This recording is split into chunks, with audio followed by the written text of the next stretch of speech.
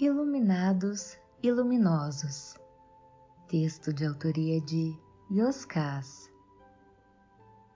Quando recebi a notícia do falecimento do tio Pedro, não tive dúvida em viajar para estar ao lado dos filhos dele, meus primos, neste momento tão triste e difícil para alguns, mas tão bonito e renovador para outros, a depender do viés do observador.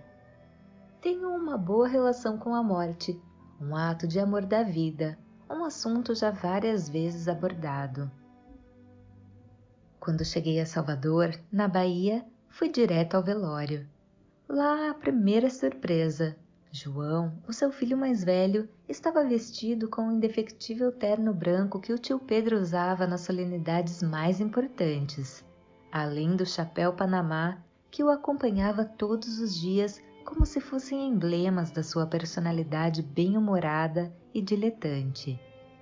João não apenas vestia as roupas do pai, mas o interpretava, com o mesmo jeito e falas que lhe eram características. Agradecia a cada pessoa que chegava por ter vindo, a plataforma de embarque para se despedir. Acrescentava que esperava reencontrá-los na próxima estação. O gesto de João trouxe uma leveza atípica ao velório, um momento quase sempre envolto em tristeza e sofrimento.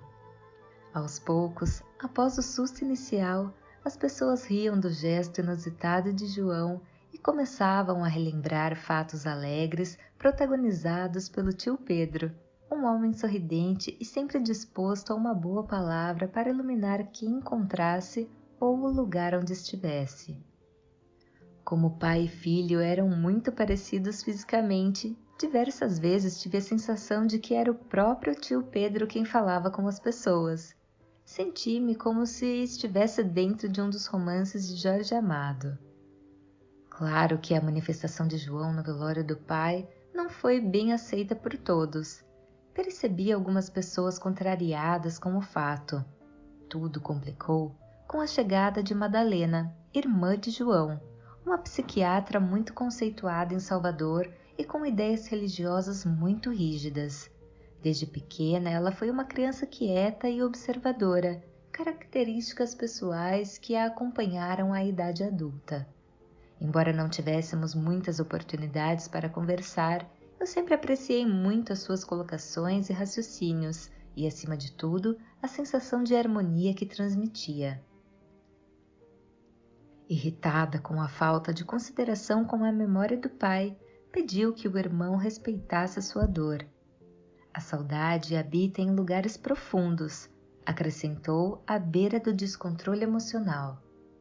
O ambiente piorou quando João respondeu: ninguém sente saudade do que não é bom. Toda saudade merece uma comemoração. Para haver saudade é preciso que o amor esteja vivo. Foi a gota d'água. Descontrolada, Madalena começou a ofender o irmão e a gritar: ao contrário de você, eu amava o papai. As pessoas se manifestaram a favor ou contra, em um momento que não cabia nenhuma opinião, pois somente servia para acirrar os ânimos.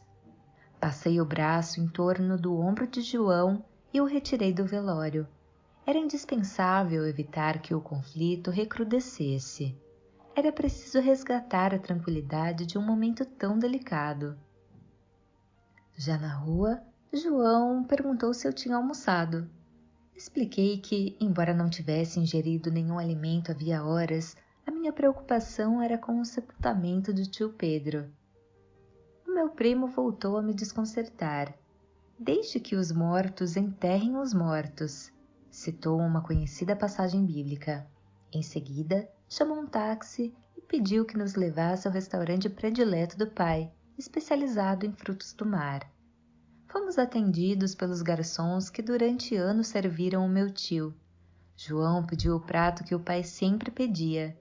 Ainda desorientado, perguntei se ele não preferia retornar ao velório. Propus-me a conversar com a Madalena para contornar o mal-estar.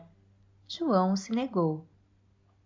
Aqui faremos a nossa despedida, ao jeito do papai, um homem afeito à alegria e a viver todas as maravilhas oferecidas pela vida. Portanto, faremos um brinde ao meu pai e que os mortos enterrem os mortos. Tornou a usar a mesma citação. Eu quis saber ao que ele se referia. João explicou. Mortos são aqueles que não mais podem compartilhar deste plano de aprendizado. Serve também como analogia para aqueles que nunca encontraram o sentido da vida. Desde ontem, o meu pai não é mais aquele corpo inerte no velório, mas um espírito vivo em outra esfera da existência. Lembrarei dele todos os dias, mas sempre com alegria, uma característica indispensável ao amor. Sempre haverá um equívoco de entendimento quando a saudade motivar a tristeza. A saudade é uma manifestação de amor. Como ninguém sofre por amor, quando a saudade não for alegre, há um motivador estranho ao amor, como apego, dominação ou mesmo situações mal resolvidas, ocultas em mágoas imperceptíveis. Antes que eu fizesse qualquer questionamento, ele se adiantou em explicar o significado que atribuía à frase. Somente os mortos choram de tristeza pelos mortos, pois ainda não foram capazes de mergulhar em águas profundas. O João era oceanógrafo e tinha por hábito usar as coisas do mar como metáforas à vida. Pedi para ele explicar melhor. Ele deu de ombros como quem fala o óbvio e comentou: todas as vezes que estiver diante de uma dificuldade, mergulhe em águas profundas. Assim ficará mais fácil encontrar as soluções. Em meu olhar, um pedido para que prosseguisse. Ele não se fez de rogado. O fundo do mar não se abala com as tempestades causadas pelo mau tempo. As ventanias e furacões somente atingem os barcos porque navegam na superfície. São momentos que toda a vida marinha mergulha em busca da calmaria existente no fundo. Uma lição da natureza. Basta prestar atenção, ela está em toda parte. Ponderei que não era bem assim. Tsunamis são causados por terremotos originados nas placas tectônicas que ficam abaixo do fundo do mar. São tremores que trazem consequências devastadoras à superfície. João franziu as sobrancelhas e murmurou satisfeito. Exatamente. Em seguida acrescentou: todo abalo sísmico tem como causa a movimentação do centro planetário ainda desalinhado. Em algum momento, ele buscará o seu equilíbrio e a consequente evolução. Os efeitos são catastróficos na superfície em razão do pouco que conhecemos das profundezas. Então, os danos são dramáticos porque nos pegam de surpresa. Os marinheiros já conhecem os movimentos das marés há milênios porque é a parte do oceano que se move na superfície, mas nada sabem sobre as fossas abissais e das possibilidades de vida que ali pulsam. Olhou-me nos olhos e perguntou: se eu te pedir para fazer um mergulho profundo em si mesmo, o que você irá encontrar? Sem pestanejar, respondi: encontrarei com a minha essência. João continuou o raciocínio. Porém, como não temos por hábito visitá-la, ela não passa de uma ilustre desconhecida para nós. Os seus abalos significam a necessidade de evolução. Como tudo que cresce e se transforma, altera a realidade em si mesma. Contudo, ao contrário do planeta, podemos realizar as mudanças em nosso âmago de modo harmônico, sereno e equilibrado. Então, me desconcertou. Porém, poucos estão dispostos a isso. No fundo do mar, nadam predadores desconhecidos e as águas são muito escuras. Há pouca luz. Discordei de imediato. Aquela analogia do oceano com a vida de uma pessoa era imprestável. No centro de um indivíduo, em águas profundas, haveria clareza. Trata-se do importante e indispensável encontro que, cedo ou tarde, cada indivíduo terá com a sua própria alma, a sua essência iluminada e ainda oculta. João me corrigiu. A alma não é a essência iluminada. Iluminado é o ego. Antes que eu pudesse me manifestar contrariamente, ele prosseguiu o raciocínio. A alma não está no fundo do mar, você a encontrará bem mais abaixo. No fundo do mar, você encontrará as fossas abissais de águas turvas pela dificuldade de penetração da luz do sol. Ali estão as nossas memórias dolorosas, os fatos tristes que acreditamos esquecidos, mas que influenciam a vida na superfície sem que tenhamos capacidade de perceber, raízes de muitos medos, reações impulsivas e limitadoras. Impedem que sejamos tudo aquilo que podemos ser. Abaixo do vai-vém conhecido das marés da superfície, existem as correntes marítimas subterrâneas que arrastam os navegantes incautos para destinos indesejados. A grande maioria de nós ainda possui uma enorme dificuldade de ultrapassar a essa faixa de mergulho. Não é fácil nadar em sentido contrário às correntezas dos condicionamentos e preconceitos, até porque, em sua maioria, estão tão incutidos em nós que se tornam quase imperceptíveis. Muitos desistem de descer as profundezas de si mesmo ao encontrar as dificuldades iniciais das correntes subaquáticas. Entendi que ele também se referia às sombras pessoais, como o orgulho, a inveja, a ganância, as mágoas, entre várias outras. Não o interrompi e ele prosseguiu. Ainda mais raros são aqueles que se aventuram em águas profundas e decidem prosseguir. Destes, a maioria acredita que encontrará a calmaria, livre das tempestades da superfície, mas se deparam com um lugar escuro, habitado por animais ferozes que insistem em atacar quando o encontramos. Para evitar a repetição de sofrimentos, fugimos. Assim, acorrentamos o coração. Sentimentos puros e sutis se tornam tesouros de ficção.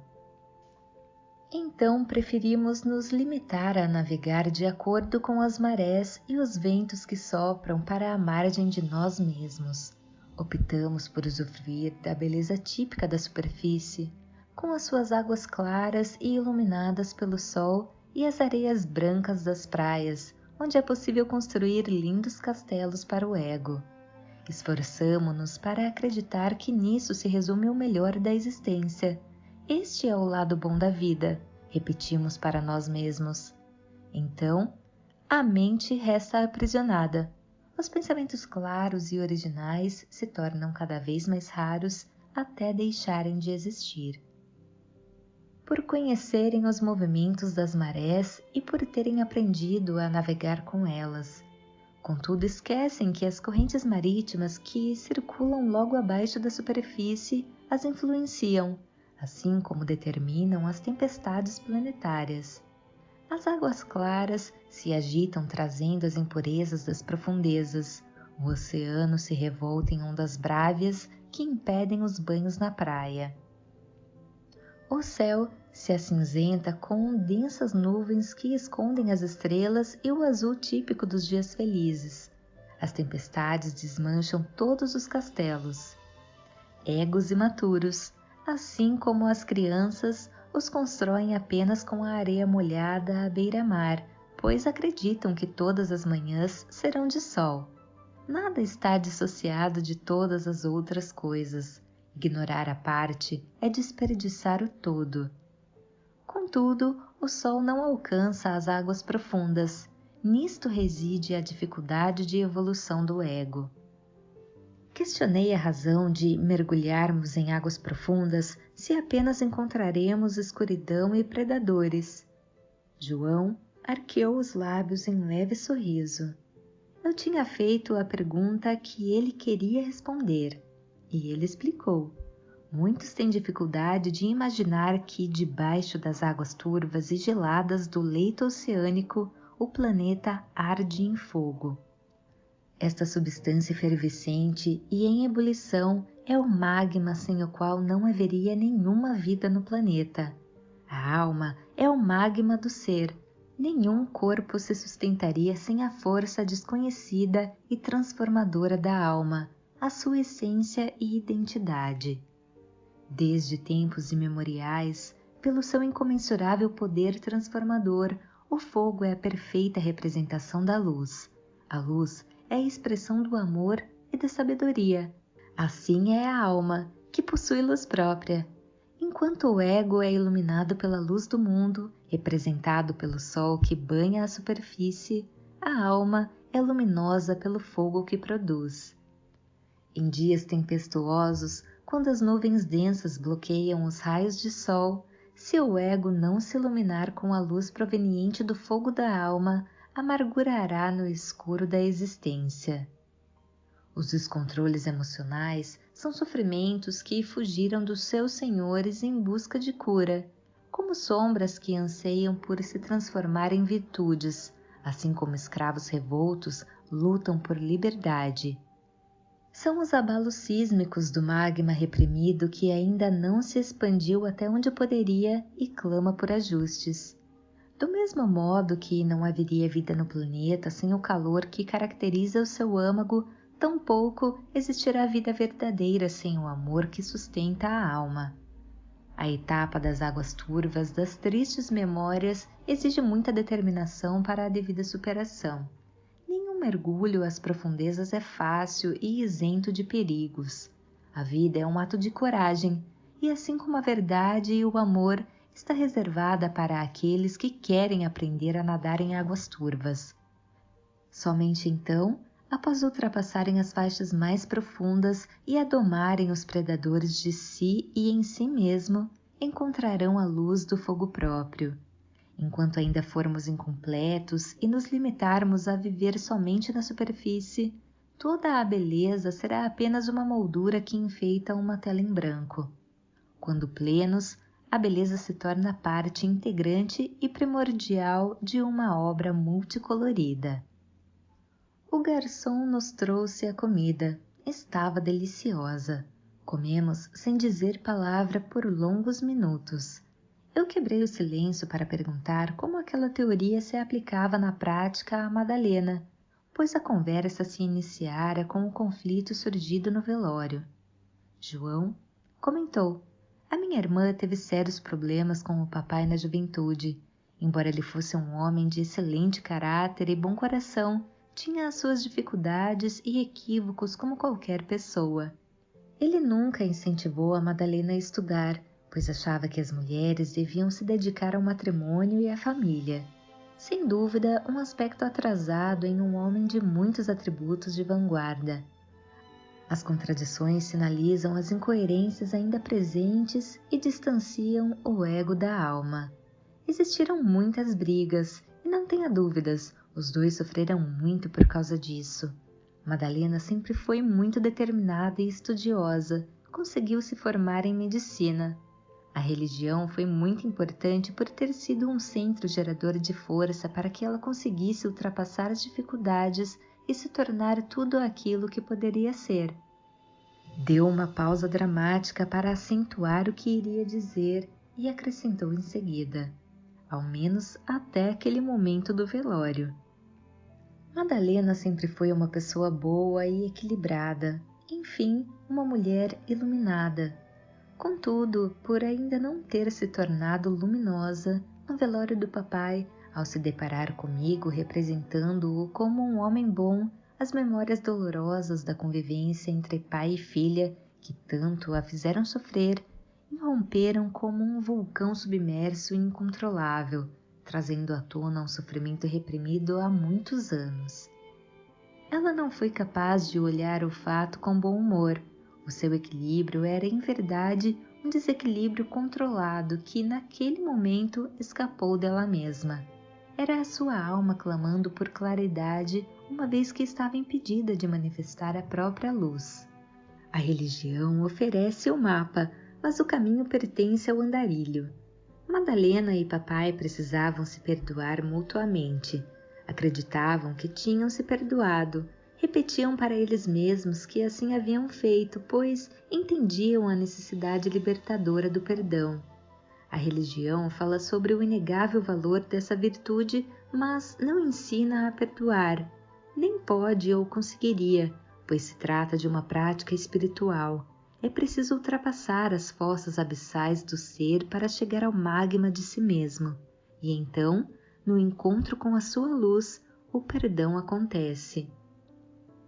Coloquei os talheres sobre o prato e esperei que João continuasse. Ele prosseguiu sem que eu nada perguntasse. Embora a religião e a filosofia sejam como sóis que iluminam o caminho, sempre haverá dias nublados e chuvosos. Existem também as noites escuras e sem estrelas. É muito importante que seja assim, pois o viajante terá que aprender a iluminar o caminho com a sua própria luz, a lanterna acesa pelo fogo da alma. Olhou-me nos olhos e concluiu: isso nenhuma religião ou filosofia pode fazer por ninguém. É uma experiência espiritual única, individual e intransferível. Vale ressaltar que o perdão, como no caso da Madalena, é apenas um dos muitos exemplos do exercício da espiritualidade além da religião. Há outros, como as práticas de todas as virtudes. A religião precisa da espiritualidade para se completar. A espiritualidade é inteira por ser independente da religião, assim como a evolução espiritual é livre de dogmas e cerimoniais religiosos obrigatórios. Sabedoria e amor são caminhos percorridos através da expansão de consciência, florescimento das virtudes e o aperfeiçoamento das escolhas. Em resumo, sabedoria e amor dependem apenas da vontade sincera do andarilho em seguir no caminho. A religião e a filosofia ensinam sobre a necessidade de nadar em águas escuras na busca da luz existente no âmago de si mesmo. Isso é muito importante e valioso. Contudo, o aprendizado se encerra nesse ponto, no esgotamento da teoria. No mais, somente o exercício do mergulho poderá levar ao magma da vida. É onde termina a religião e a filosofia, que trazem o conhecimento sobre a luz para se iniciar a espiritualidade como um processo prático e capaz de acender a própria luz. Somente então encontraremos a clareza do pensar e a pureza no sentir sem qualquer dependência da luz proveniente do mundo que apenas se reflete em nós e sobre nós, mas não é nossa. É a experiência angular de deixar de espelhar a luz que recebemos para gerar a nossa própria luz. Deixamos de ser iluminados para nos tornar luminosos. É como deixar de ser lua para se tornar sol. Não haverá mais a dependência por quaisquer deuses em razão da manifestação de Deus através de si mesmo. Piscou um dos olhos como quem conta um segredo e unificou duas passagens bíblicas oferecendo-lhes um novo sentido. Vós sois deuses, afinal vós sois a luz do mundo. Deu outra pausa antes de finalizar. Não basta saber, é preciso ser. Sorri e lembrei que na mitologia grega há uma passagem onde Prometeu furta o fogo eterno do Olímpio para entregar à humanidade e assim permitir que cada indivíduo ilumine a sua vida. Prometeu liberta os homens das suas crenças e lhes entrega o poder da fé, ou seja, de ser a própria luz. A noite já ocupara o seu lugar quando pagamos a conta e saímos do restaurante. Eu precisava ir para o aeroporto. Perguntei o que João faria e ele me disse: vou procurar Madalena para conversarmos. Amo a minha irmã. Despedimo-nos e fiquei observando o meu primo descer por uma das ladeiras do Pelourinho. As ruas não precisavam de lampiões nem o céu de estrelas. Tive a nítida sensação de que ele iluminava a tudo por onde passava. Voz de Paula Pauline.